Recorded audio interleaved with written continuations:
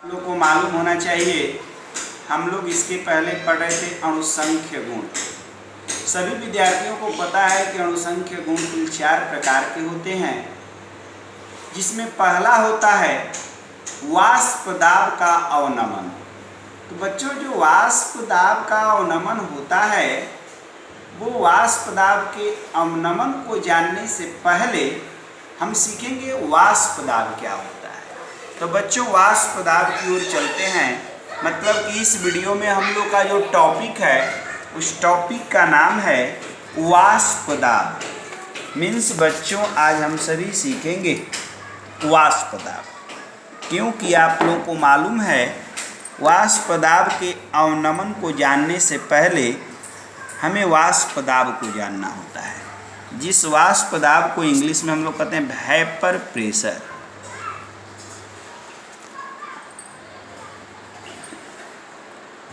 Vapour pressure. तो बच्चों, ये जो वेपर प्रेशर है, वाष्प दाब है, इस वाष्प दाब को हम लोग सीखेंगे कि वाष्प दाब के अवनमन से पहले ये वाष्प दाब क्या होता है। विलयन के वाष्प दाब को समझने से पहले हम लोग इसको परिभाषित करेंगे। वह ताप जिस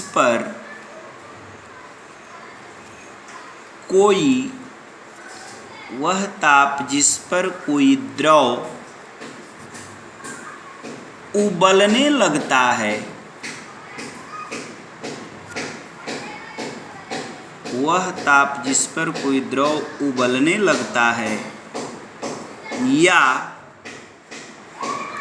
वायुमंडलीय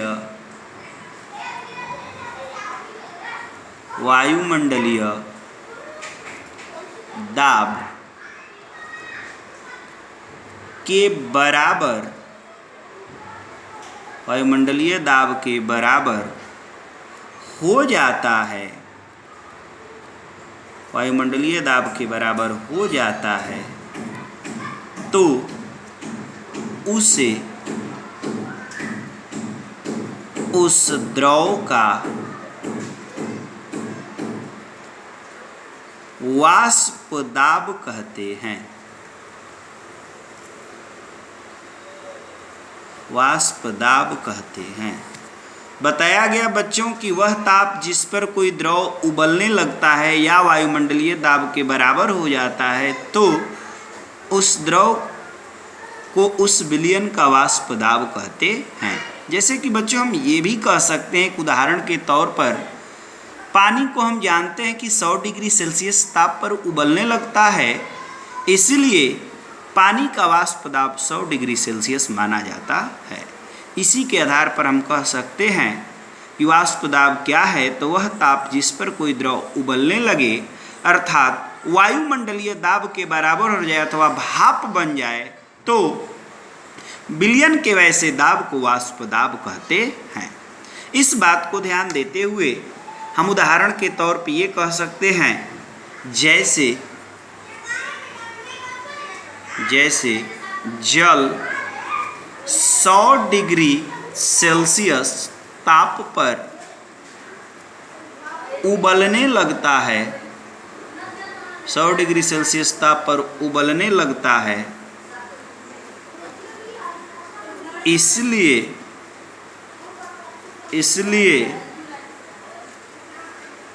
जल का वाष्प दाब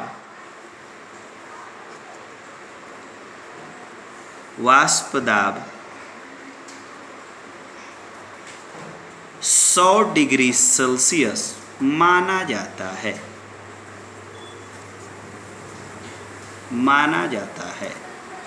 गौर करने योग्य बातें हैं कि हम लोग का पॉइंट चल रहा है अणुसंख्य गुण, जिस अणुसंख्य गुण में हम जानते हैं कि पहला पॉइंट होता है वाष्प दाब का अवनमन। तो वाष्प दाब के अवनमन को जानने से पहले बच्चों, हम सभी सीख रहे हैं वाष्प दाब। वाष्प दाब क्या है?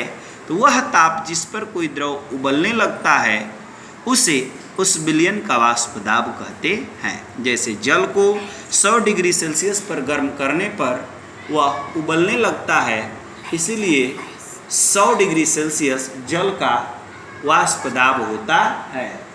तो 100 डिग्री सेल्सियस जल का वाष्प दाब होता है। तो वाष्प दाब को आप लोग जान लिए। अब इसके बाद अणुसंख्य गुण का पहला टॉपिक, पहला पॉइंट जो आप लोग को दिलवाया गया था वो होता है वाष्प दाब का अवनमन। तो बच्चों अब हम सभी सीखेंगे कि वाष्प दाब का अवनमन, वाष्प दाब का अवनमन क्या होता है। इसको इंग्लिश में आप सभी जानते हो, कहते हैं lowering of vapour pressure. Lowering of vapour pressure. तो लोअरिंग ऑफ वेपर प्रेशर को हम सीखेंगे कि लोअरिंग ऑफ वेपर प्रेशर क्या होता है बच्चों। तो वाष्प दाब का अवनमन जो होता है इसका परिभाषा होता है कि जब किसी शुद्ध विलायक में, जब किसी शुद्ध विलायक में विलय, विलायक मीन्स बच्चों पानी, विलय मीन्स चीनी। जब किसी शुद्ध विलायक यानी विलय मीन्स चीनी, तो जब किसी शुद्ध विलायक में विलय को डाला जाता है, तो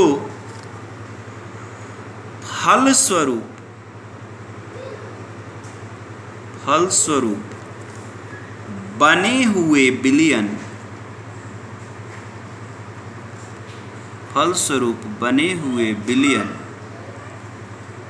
का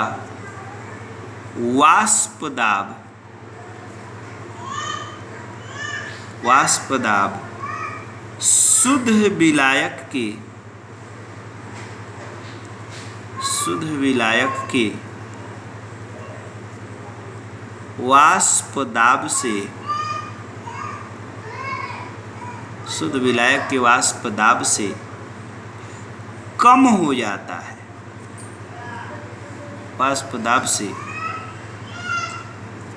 कम हो जाता है। तो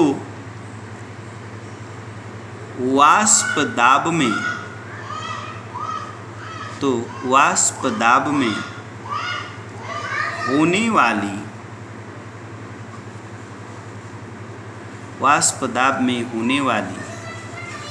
कमी को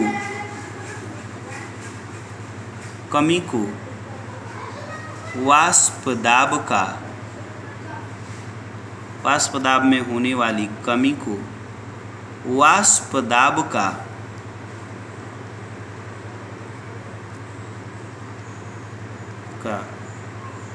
अवनमन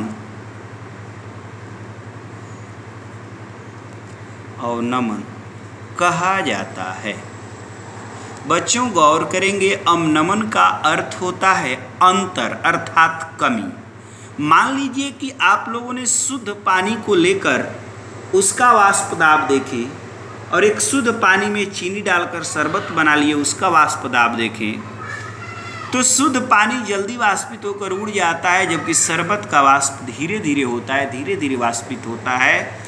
तो इन दोनों के बीच में एक अंतर आ जाता है, यानी चीनी डालने की वजह से अंतर आ जाता है। वाष्प दाब में होने वाली इसी कमी को वाष्प दाब का अवनमन कहा जाता है।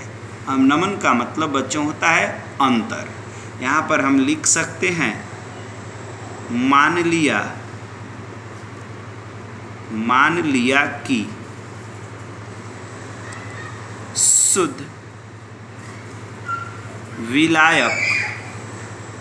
विलायक मीन्स पानी, शुद्ध विलायक यानी पानी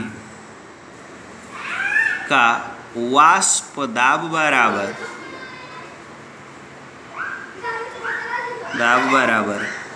पीओ तथा विलयन का वाष्प दाब बराबर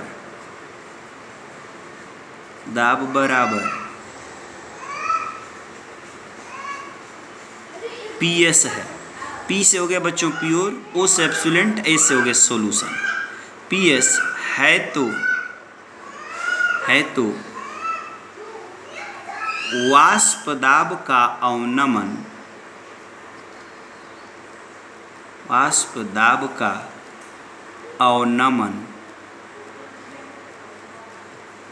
वाष्प दाब का अवनमन बराबर PO माइनस PS होगा।